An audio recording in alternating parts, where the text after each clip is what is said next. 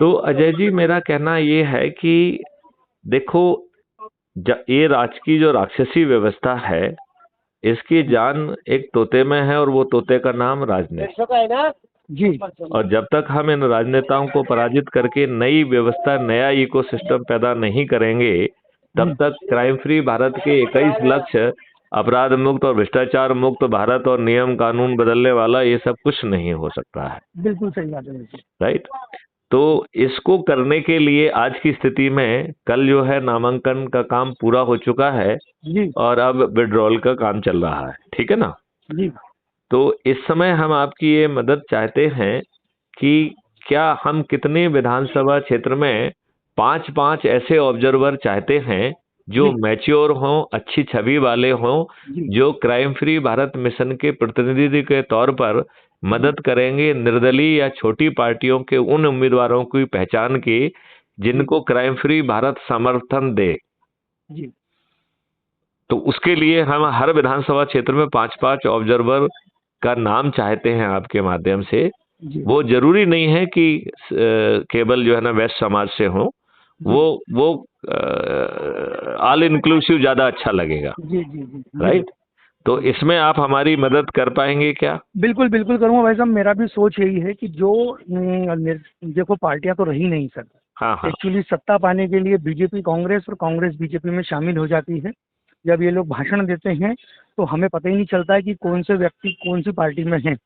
जब कांग्रेस में 50 साल तक जो व्यक्ति है वो बीजेपी में आ गया और बीजेपी में जो थे वो कांग्रेस में चले गए, केवल सत्ता पाने के लिए पार्टियां चेंज कर लेते हैं लोग, है ना। तो निर्दलीय उम्मीदवार हैं, वो निर्दलीय उम्मीदवार जो हैं वो निर्दलीय उम्मीदवार अपने जैसे कोई स्थानीय है, कोई कहीं का है, तो वो अपना उस क्षेत्र का विकास करने के लिए आगे आते हैं। जब वो आगे आते हैं तो उन पर दबाव बनाकर उनको बिठाया जाता है।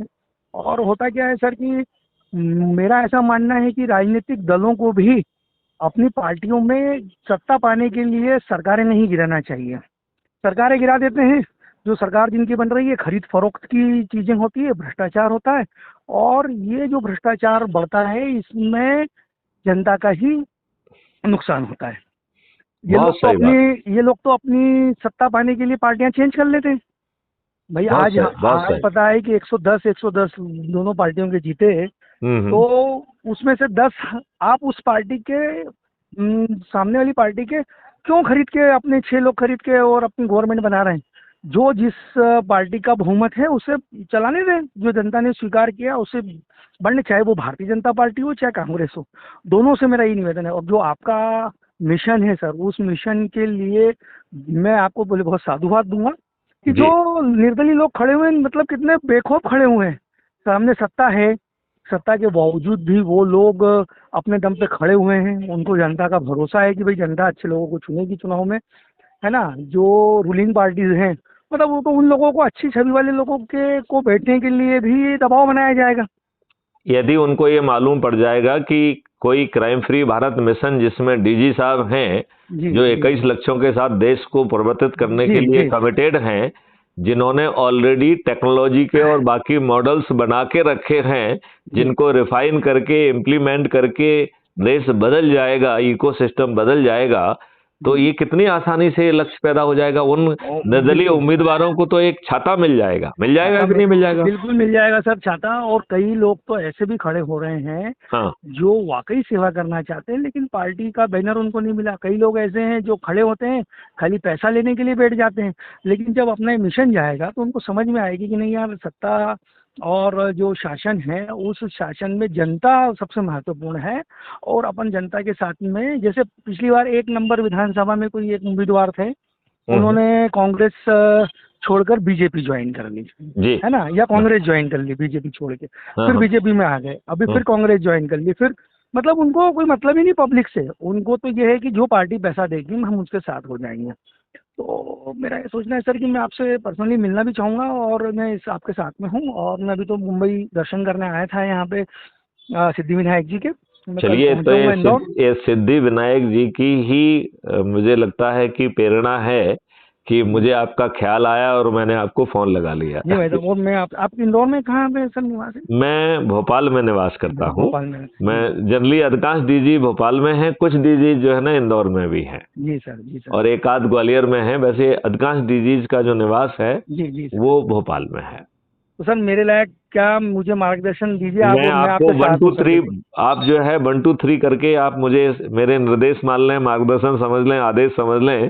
जी जिस भावना से आप ग्रहण करें उसे ग्रहण कर लें, जी। लेकिन मैं उनको, समय सीमा कम है नहीं, अभी। बिल्कुल देख, बिल्कुल। अभी देखो, पहला हमारा काम ये है कि हम्म, हम 5-5 ऐसे मैच्योर लोग हर विधानसभा में या तो खुद नामित करें या हम्म। दूसरे से पूछ के नामित कराएं। जैसे जरूरी जी नहीं है कि हर जगह की जानकारी आपको हो, राइट? जी, बिल्कुल बिल्कुल तो सही है, जिनकी बिल्कुल सही। जानकारी आपकी है वो 5-5 लोग, मैच्योर अच्छी छवि के लोग, जो हम्म हमारे ऑब्जर्वर होंगे, जो हमारे चाणक्य होंगे। हम्म। उनका काम केवल एक ही है कि सभी जो है निर्दलियों की सूची बनाना है। जी और जी। और कुछ छोटी पार्टी के उसमें भी आ गए कि साहब उन्होंने कहा लो मैं खड़ा हो जाता हूँ, लेकिन छवि बहुत अच्छी है। लेकिन कुछ दबे उम्मीदवार भी खड़े हैं सर, उसमें आपको बता दूं मैं एक जानकारी के लिए, क्या होता है कि हाँ पॉलिटिकल पार्टियां ये करती है, जैसे मैं भारतीय जनता पार्टी या कांग्रेस से खड़ा हूँ।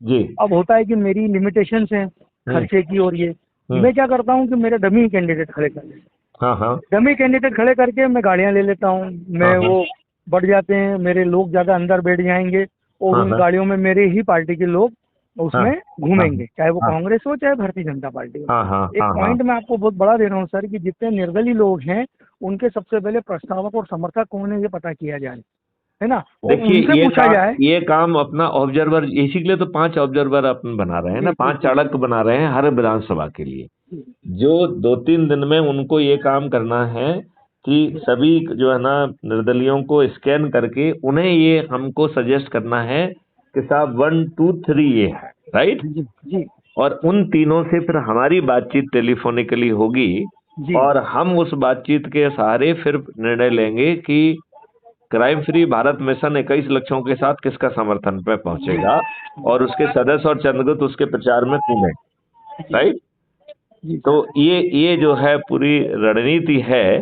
तो जो जो 5-5 लोगों की टीम रहेगी वो यही सब होमवर्क करेगी ना, जो जी आप कह बिल्कुल रहे हैं। बिल्कुल बिल्कुल सर, बिल्कुल। तो आप ये बताइए कि कितने लोगों के नाम, कितने विधानसभा में आप सीधे मुझे 5 लोगों के नाम सजेस्ट कर पाएंगे, नंबर 1। सर दूसरी बात, हाँ, मैं आपको कम से कम 15 से 20 नाम दे सकता हूँ, अलग अलग विधानसभा के, ओके, ठीक है, जो कि पूरे शहर में फैले हुए हैं, ग्रामीण क्षेत्र में भी फैले हुए अपने लोग हैं। ठीक है, जैसे मैं रहने वाला मूलतः महितपुर का हूँ, है ना। ठीक है, ठीक है। तो महितपुर में मेरा घर है, वहाँ भी हमारे कोई निर्दलीय प्रत्याशी खड़े हुए हैं, हमारे ब्रदर के हाँ कोई मित्र हैं, वो भी चुनाव लड़ना चाहते हैं, जनता की सेवा करना चाहते हैं, हाँ है हाँ ना। हाँ हाँ मूलतः और मैं जो विधानसभा 4 में निवास करता हूँ, हाँ हाँ। तो वहाँ पे तो कोई निर्दलीय ऐसा मुझे नहीं पता कौन है। और नहीं, लेकिन एक वो तो विधानसभा में भी नहीं नहीं, वो तो जानकारी लेके अपन वो सूची जानकारी बना मैं के, निकाल लूंगा, मैं वो जानकारी निकाल जानकारी लूंगा। निकाल के अपन जी सूची के पर जी बड़ा जी जी बैठ के बात करेंगे ना, दो जी भाई चार साहब, दो बिल्कुल चार बिल्कुल बिल्कुल ऑब्जर्वर का बिल्कुल। यही तो काम है ना कि वो जी 25 बिल्कुल। जगह से बात करेगा, देखेगा जी किसकी छवि कैसी है। देखिए, कुछ जानकारी तो सीधे मिल जाएगी कि जो है ना उनके एफिडेविट से ही है, जी राइट? जी भाई साहब, जी तो जिससे अपन बात करेंगे उससे कहेंगे भाई अपना आपराधिक रिकॉर्ड का एफिडेविट दे दो, जी राइट? जी तो जी अपन को आपराधिक छवि का नहीं होगा ये मालूम पड़ ही जाएगा, ठीक है ना, जी जी राइट? अब रही जनरल इमेज वाली वो वाली बात, तो वो जो ये 5 लोगों की टीम है ये इस बात का जो है हमारी मदद करेगी, जी। ठीक है ना।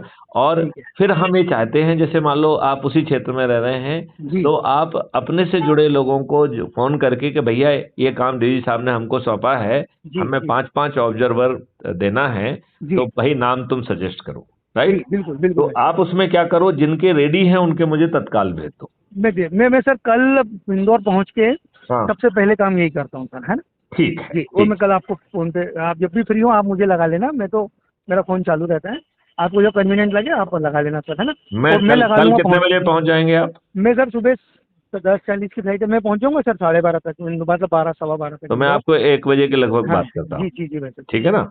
जी जी। चलिए चलिए चलिए, जय हिंद जय भारत। ये बहुत बड़ा काम